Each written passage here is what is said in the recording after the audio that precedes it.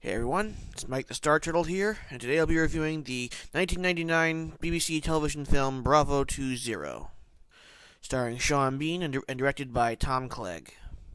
Now, before I go any further, I want to apologize to my subscribers for how inconsistent I've been lately. Very long gap between the last video and a very long gap between the last video and the video before that. So I really want to try to get back to a routine, at least like one video a week, which is what the default schedule a lot of YouTube reviewers have. I can't promise anything, but I'm gonna try because I know I like this like this channel, and I really want to do more with it. So, but anyway, back to the film. Bravo 20 is based on the British SAS unit of the same name that went on a mission during the first Gulf War in 1991 to destroy one of Saddam Hussein's army's special Scud launcher missiles. Scud missile launchers, which were at the time were bombing Israel and attempting to draw Israel into the conflict, which could have made the entire situation very less stable than it already was, and it wasn't very stable. And if those of you who like the movie Lone Survivor, about whole like missions gone bad, fights for survival, this is in that same kind of category. Again, it's also a true story. Sean Bean stars as Andy McNabb, real name Stephen Billy Mitchell, but for the purposes of the film and for the book, he changed his name to Andy McNabb, and yep. Him and his 8-man squad go on that mission to destroy the Scud launchers. And of course, things go bad. And pretty much for the same reason too, as they went bad in the whole Lone Survivor with Marcus Luttrell and his squad. Kids and goats. Yep. Pretty much the same damn reason. At least according to the film. Now, this is a low-budget TV movie, so don't expect any flashy. Actually, no. There's very little flashiness. The whole movie feels very like grounded, down to earth. Like I want to say the word cheap because they clearly had they didn't have much money, but they used what they had to as effectively as they could.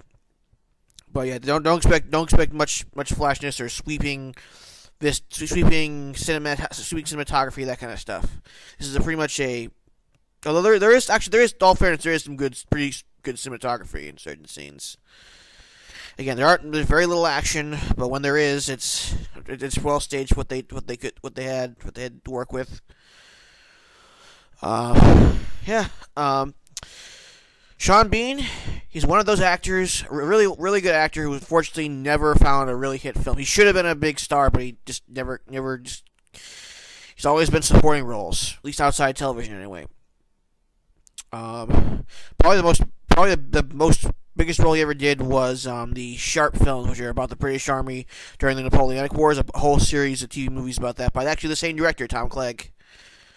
That guy, a very big TV director, of course, directed all of those Sharp films as I just previously mentioned, and also directed a number of episodes of both the Sweeney and Special Branch, a couple of classic 1970s British cop shows. I'm actually kind of surprised he didn't direct any Game of Thrones episodes. But maybe aside from the rest of the actors, you might recognize a couple if you watch a lot of British television. But nobody I know by name, unfortunately. And there is this one guy, this Iraqi officer who's very, I don't know, maybe it's just he has a very bad fake mustache that he might actually be somewhat Iraqi in real life. I'm not sure, but the mustache, I'm pretty sure it was fake. He looked pretty bad, so I kind of lost believability in that scene. But other than that, all the acting is pretty good. Acting in British television, especially at this point, was usually pretty good. So. Another one of the members of the unit, Chris Ryan, Oh, sorry. Before let me backtrack a little bit. Yeah, Stephen Mitchell or Andy McNabb. He wrote a book about it, which is Bravo 20, which is what this course is that the TV movie is based on. He then went on to write a whole bunch of other fictional books, kind of in the same vein that like Tom Clancy or Richard Marcinko, and about with an SAS leading character, and just going all these counter-terrorist techno-thriller books, which I've not read, but I heard are actually pretty decent. Most recently, he actually co-wrote the novelization of Battlefield 3, which I heard was actually pretty good as far as video game tie-in novels go.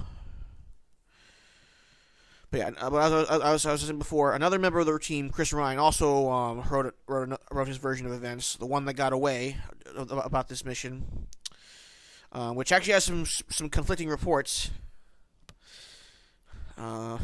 And there's a couple other members wrote books afterwards too, and there's still a lot of debate over how accurate this film is definitely not the most accurate. A lot of stuff about it are about this movie are definitely sensationalized for dramatic purposes.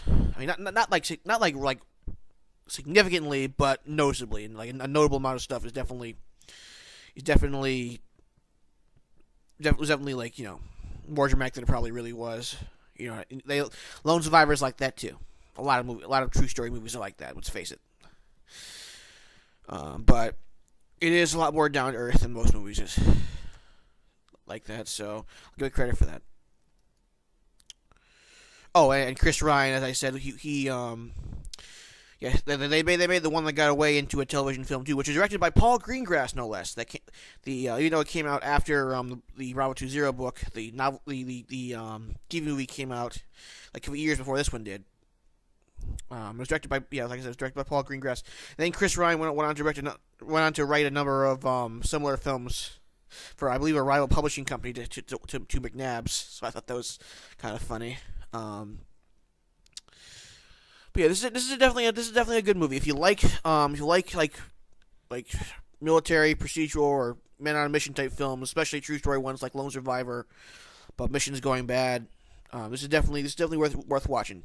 Just don't expect flashiness. Like, it's a very low budget, but still well made TV movie.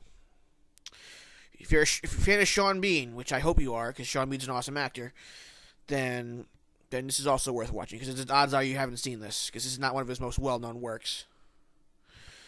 It's definitely worth checking out just for him, because, you know, he's awesome in everything he's in. So, and yeah, check this movie out.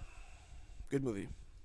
Oh yeah, if you're a fan of the British SAS, if you watched the other movie I recommended, Who Dares Wins, about the SAS, and enjoyed that, also you should definitely watch this. You'll like it.